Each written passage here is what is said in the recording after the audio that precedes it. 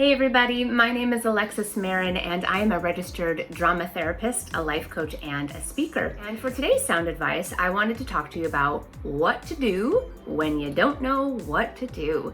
When you have a decision to make and you're really having a hard time figuring out what's the next best thing to do, or you have a crossroads moment where you have to choose between one thing or the next. Those can be really stressful times, even when it's choosing something wonderful, like maybe it's trying to decide between which college you should go to or where you want to take a vacation. Even then, even though those are really positive things, sometimes we can feel very stressed out or under pressure because we're trying to make the best decision and we're weighing a lot of different information and facts. So you can always go to the classic pros and cons list. I think that that's a wonderful tool that people can use to start to separate facts from feelings. But as a drama therapist, I always like to take things to the next level and to do something that would be considered a bit more embodied, maybe even a bit more playful. And the technique that I use when I have a big decision to make is something called head, heart, gut. So it's not just 2 columns of pros and cons, it's actually 3 columns of what your head is saying to you, what your heart is saying to you, and what your gut instinct is saying to you about this decision that you're trying to make.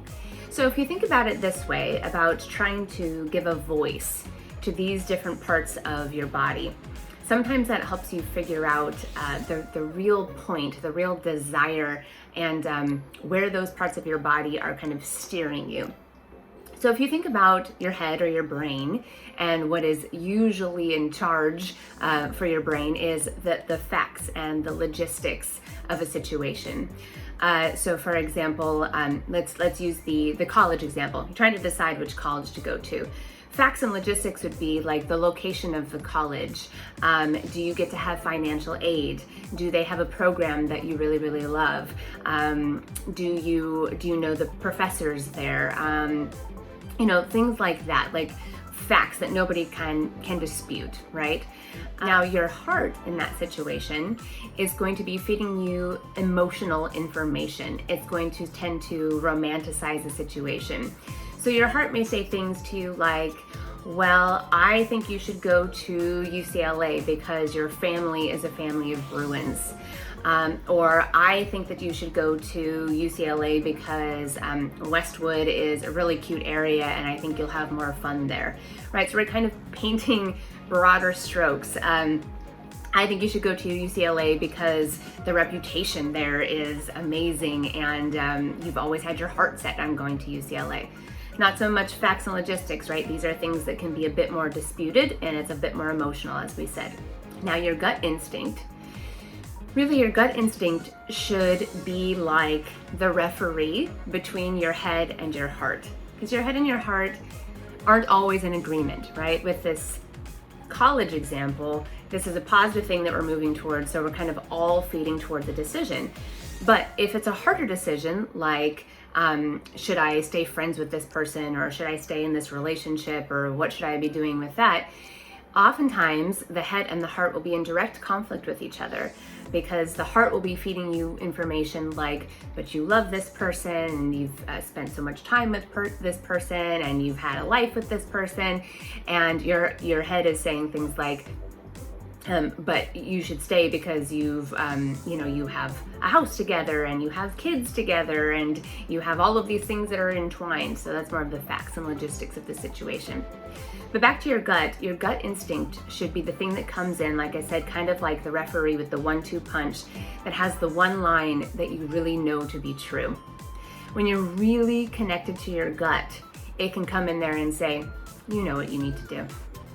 You know what you need to do. You need to do this, or this is going to be best for you, or this is going to be best for you right now. And it should say it with this conviction, and there's going to be this feeling that comes with it of, I know, that's what I should be doing. Now, oftentimes I hear people say, well, I don't know if I'm connected to my gut. I used to follow my gut. I used to have a really strong voice there. I find that if your gut is not speaking to you very, very clearly, that means that it is still needing more information. So your gut is the one that can say, okay, slow down everybody. I still need data. I still need to collect data from my head, and I still need to collect data from my heart so that I can have all of the information necessary so I can come in with that solid 1-2 punch and say what it is that you should be doing. So for example, back to the college situation, maybe what you're waiting on is hearing from the financial aid office. And as soon as you hear if you've got financial aid, that's going to really sway your decision. Maybe if it's a relationship, maybe you're waiting to hear if your partner is willing to go to therapy with you, and you do a couple of therapy sessions, and maybe your relationship gets better, and then you start to realize, oh, okay, that's what we needed, right?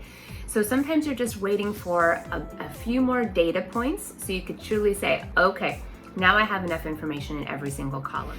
I encourage you to visually do this exercise by writing down your head, your heart, and your gut in columns on a piece of paper. You can use different colors to represent each of the different parts of your body. And most importantly, and this is kind of the fun part of this, is that if you feel like playing with it, really give voice to these parts of your body. Say out loud in a type of voice what you think your brain sounds like. Say out loud what you think your heart sounds like. Say out loud using a different voice what you think your gut sounds like. It'll be interesting for you to see the tone that you choose for each parts of your body. And you're also going to realize through that you may be much more connected and influenced by a certain part of your body. Some people are super heart driven, romanticize everything. Some people are very analytical and look at the logistics. And some people are very, very grounded, and from the beginning they go, I don't even need to look at my head and my heart. I got my gut telling me what to do.